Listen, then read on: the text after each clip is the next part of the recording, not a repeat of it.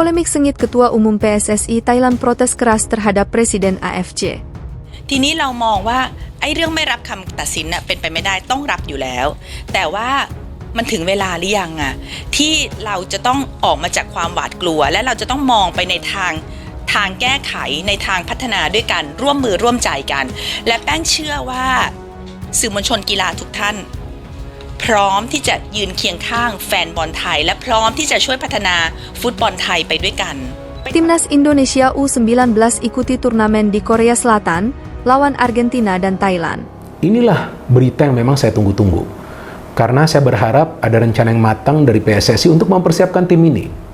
Sebelum Timnas Indonesia U19 nanti bermain di babak kualifikasi untuk bisa lolos ke Piala Asia U20.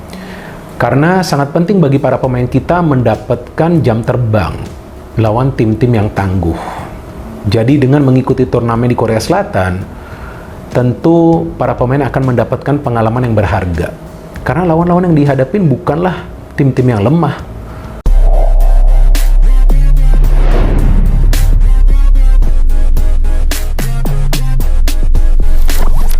Ketua Umum PSSI Thailand yang dikenal dengan julukan Madam Pang kembali mencuri perhatian publik sepak bola Asia. Setelah Thailand U19 mengalami kekalahan tipis 1-0 dari Indonesia U19 dalam final Piala AFF U19, Madam Pang tampaknya tidak ingin sejarah terulang kembali. Baru-baru ini, Madam Pang melayangkan protes keras kepada Presiden AFC Sheikh Salman bin Ibrahim Al Khalifa. Inti dari protes tersebut adalah penunjukan Indonesia sebagai tuan rumah kualifikasi Piala Asia U20 tahun depan. Madam Pang merasa keputusan ini tidak adil dan menginginkan Thailand sebagai tuan rumah menggantikan posisi Indonesia. Alasan utama di balik protes ini menurut sumber internal adalah keinginan Madam Pang untuk membalas kekalahan Thailand U19 dari Indonesia U19 di bawah asuhan pelatih Indra Shafri. Kekalahan tersebut dianggap sebagai pukulan telak bagi sepak bola muda Thailand dan menimbulkan rasa frustrasi yang mendalam di kalangan penggemar dan pengurus PSSI Thailand. Namun, Presiden AFC Sheikh Salman bin Ibrahim Al Khalifa tetap teguh pada keputusannya. Dalam pernyataannya, ia menegaskan bahwa keputusan untuk menunjuk Indonesia sebagai tuan rumah telah melalui proses evaluasi yang ketat dan objektif. Kami tidak akan mengubah keputusan ini hanya karena tekanan dari satu pihak, tegasnya. Sheikh Salman juga mengingatkan bahwa sepak bola seharusnya menjadi ajang untuk menjunjung tinggi sportivitas dan fair play. Setiap tim harus siap bertanding dimanapun dan kapanpun, kekalahan adalah bagian dari perjalanan dan pembelajaran dalam olahraga, tambahnya.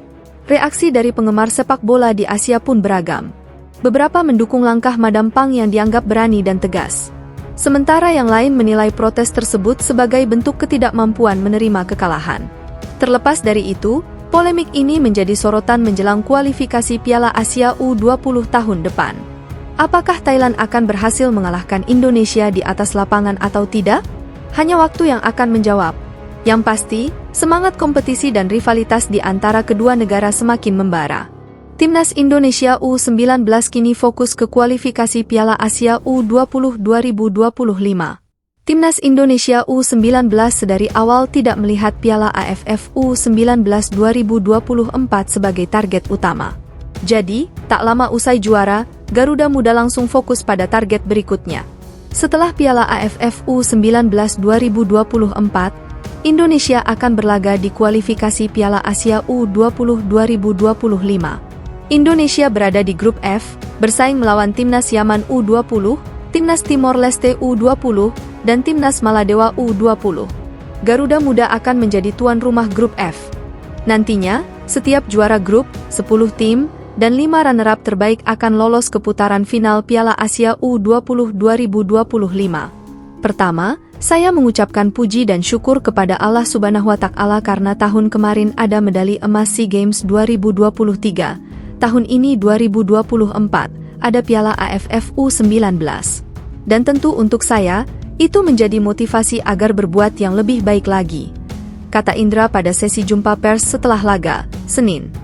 Yang kedua tentu ini trofi dan medali untuk para pemain yang berusaha, bekerja keras, di mana tim ini dipersiapkan lebih kurang 7 bulan ya, dari mulai Januari, kata dia.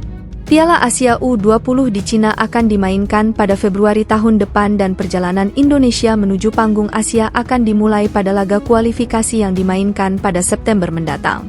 Pada sesi kualifikasi, Indonesia bertindak sebagai tuan rumah untuk memainkan laga grup F yang diisi oleh Yaman, Timor Leste, dan Maladewa. Pelatih asal Batang Kapas, Sumatera Barat, itu menyebut hasil juara di Piala AFF U19 membuatnya menaruh optimisme tinggi dapat membawa Indonesia bermain di Piala Asia U20. Dan seperti yang kami sampaikan di awal, targetnya bukan AFF, tetapi di kualifikasi Piala Asia U20 2025 nanti di September kita akan lawan Yaman, lawan Maladewa, dan lawan Timor Leste, kata dia. Tentu juara AFF ini menjadi modal baik kita untuk bisa lebih percaya diri lagi agar lolos ke Piala Asia. Kami sangat yakin, kata Indra Syafri.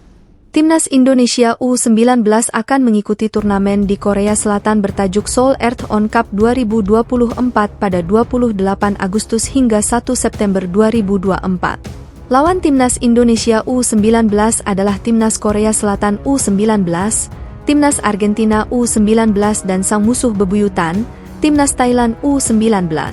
Setelah juara Piala AFF U19 2024, Welber Jardim dan kawan-kawan hanya beristirahat sebentar.